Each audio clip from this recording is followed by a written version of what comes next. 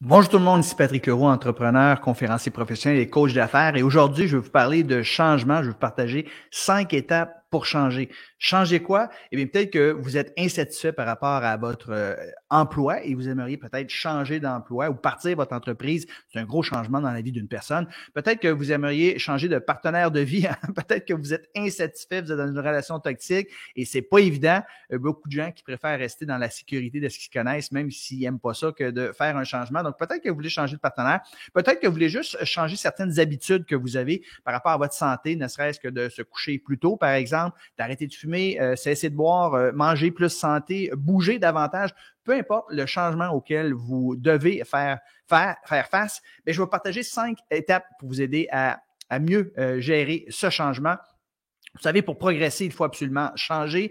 Et la question que je vous pose, c'est avez-vous peur du changement ou est-ce que c'est naturel pour vous le changement? C'est pas le cas pour la majorité des gens. C'est pour ça que j'ai pensé vous parler de ça aujourd'hui. Et comme exemple, ce que je vais utiliser, c'est un changement que plusieurs de mes clients doivent affronter dans ce temps-ci, c'est qu'ils n'ont pas la possibilité de rencontrer leurs clients en présentiel. Donc, le changement qu'ils doivent opérer, c'est de passer d'un mode présentiel à un mode virtuel. Il y a beaucoup de gens qui résistent à ça. Ils attendent que ça revienne comme avant. C'est pas le cas. Ça reviendra pas comme avant. C'est la nouvelle réalité et bien des gens ne veulent pas revenir comme avant une fois qu'ils ont goûté au virtuel. Donc, je vais utiliser ça comme exemple. Donc, d'entrée de jeu, j'y vais immédiatement avec la première chose qu'on doit faire lorsqu'on veut changer quelque chose, c'est de reconnaître le problème et les conséquences. Vous savez, le ouch, les douleurs. Si on fait rien, qu'est-ce qui va se passer?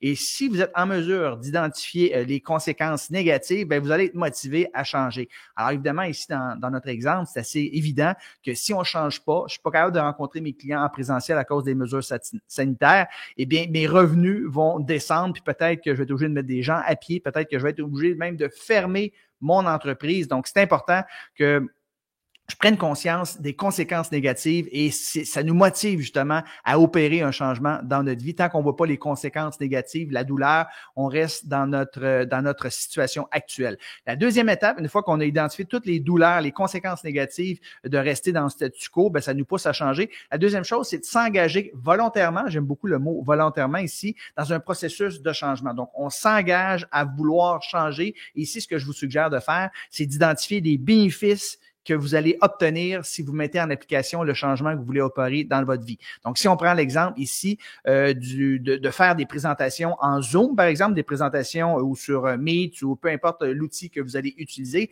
si vous faites des présentations en virtuel plutôt qu'en présentiel, c'est quoi les bénéfices? Et là, vous allez faire une liste de tous ces bénéfices-là. Évidemment, ici, vous allez sauver énormément de temps et pensez juste à le fait que vous aviez beaucoup de temps en termes de voyagement pris dans le trafic.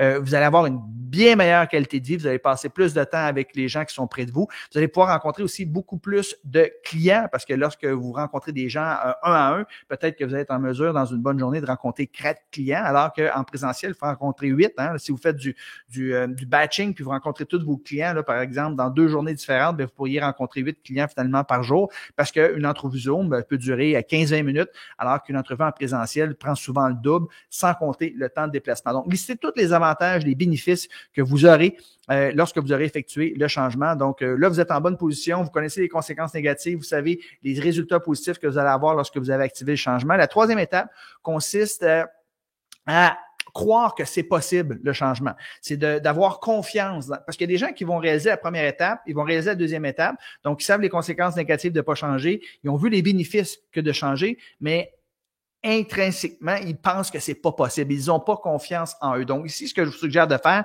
c'est de vous remémorer. Faites-vous une liste de toutes vos victoires, vos accomplissements passés et vous devez vous dire que si vous avez réussi à accomplir ces trucs-là, malgré le fait que vous pensiez que c'est impossible, bien ça également, vous allez être en mesure de maîtriser cette nouvelle situation-là, ce changement-là, et vous allez être en mesure d'avoir du succès. Donc, c'est la troisième étape, avoir confiance, croire que c'est possible, et souvent, on va faire ça en se remémorant nos victoires passées. Maintenant, la quatrième étape pour changer, c'est de se faire un plan d'action, étape par étape, par rapport à ce qu'on doit faire. Évidemment, exécuter ce plan d'action-là. Donc, par exemple, vous pourriez vous dire, si je veux faire des présentations en virtuel maintenant, première chose, je vais m'acheter un bon micro, parce que la chose la plus importante en vidéo, c'est l'audio. l'audio. Donc, c'est important d'avoir un bon micro. Vous pouvez vous acheter une caméra si votre caméra n'est vraiment pas bonne, mais la plupart des gens vont utiliser la caméra qu'ils ont de leur ordinateur ou tout simplement de leur smartphone comme ça. C'est amplement suffisant. Vous pourriez dire, prochaine étape, c'est de mettre un beau background. Moi, quand je suis arrivé ici, par exemple, je savais que je ferais la plupart de mes vidéos ici. C'est un mur blanc, donc c'est pas très, très sexy. Donc, j'ai mis du bois comme ça parce que je savais que c'était pas être mon studio. J'ai mis des trucs qui sont en lien avec mon métier de web entrepreneur. Donc, faites la même chose. Mettez-vous un background. Vous pourriez peut-être décider, prochaine étape, changer la disposition de votre bureau pour faire en sorte que vous êtes devant une fenêtre. Il ne faut jamais faire des vidéos derrière la fenêtre derrière nous. Là, on veut avoir la fenêtre devant nous pour être bien éclairé.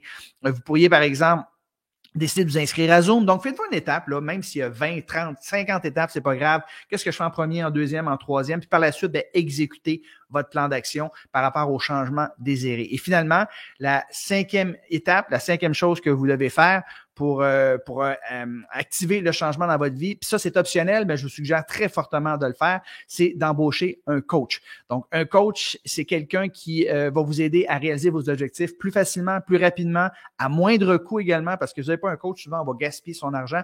Donc, par exemple, si un coach pourrait vous aider à déterminer quel type d'équipement vous avez besoin au meilleur prix, comment vous aider par rapport au cadrage. Il y a tellement de gens qui font des vidéos comme ça en Zoom, ils font des présentations, sont tout petits, puis ils s'en aperçoivent même pas parce que j'avais un coach qui leur a dit. Donc, le coach va vous aider, par exemple, avec votre cadrage, avoir les bons équipements, comment structurer vos présentations, quoi dire en premier, en deuxième, en dernier, comment partager vos acétates pour que ce soit fluide, facile, comment répondre aux questions dans le chat, questions et réponses, par exemple. Vous allez apprendre aussi comment créer de l'interaction lors de vos présentations. Bref, un coach va vous aider à accélérer votre succès. C'est optionnel, mais c'est fortement recommandé lorsque vous implémentez un changement dans votre vie que d'avoir un coach.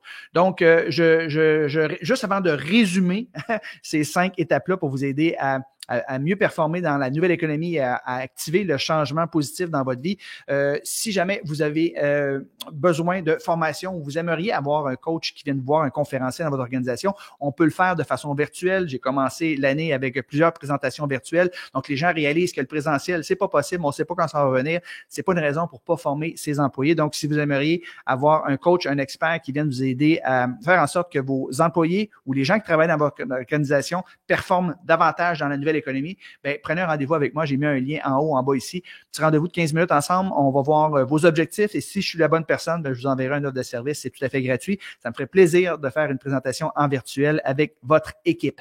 Maintenant, je résume les 5 étapes à travers lesquelles vous devez passer pour réussir un changement. Première étape, reconnaître les problèmes et les conséquences que si vous ne changez pas, quelles sont les douleurs.